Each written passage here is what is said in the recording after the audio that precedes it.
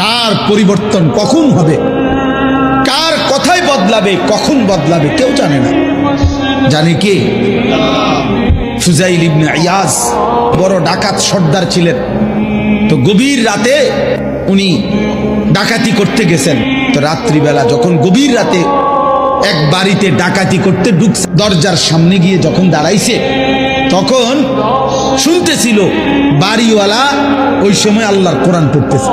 উনি দরজায় দাঁড়াইয়া শুনতেছে যে বাড়িওয়ালা ভিতর থেকে আল্লাহর কোরআন পড়তেছে, আলাম ইয়ানি লিল্লাযীনা আমানু আন তাখশা কুলুবুহুম লিযিকরিল্লাহ। এই এক আয়াত ওনার কলিজা ছিদ্র করে ফেলছে। উনি পিছন দিকে ফিরে এসে আর চিৎকার করে দুই হাত তুলে বলছে, আয় রব, আয় মাওলা, সময় হয়েছে সময়, আমি আর এই নাফরমানির জিন্দেগি করব না, দিলাম ছাইরা। তখন তিনি ওই সময় রাত্রে তো আল্লাহর কাছে এক ফোঁটা চোখের পানি ফেলতে ওনার মন চাইছে, তওবা করবে, মাফ চাইবে, আজকে গুনাহ ছেড়ে দিবে।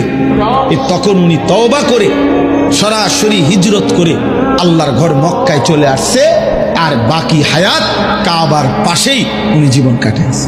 এরপরে উনি হইছেন সাইয়্যিদুল আউলিয়া, আউলিয়াদের সর্দার। তাইলে বললাম আর কি, যে কোনো কথা, কোনো এক আচরণ, কোনো এক শব্দ অনেক সময় চেঞ্জ করে ফেলে, জীবন তুলপার করে ফেলে, জীবন পরিবর্তন করে ফেলে।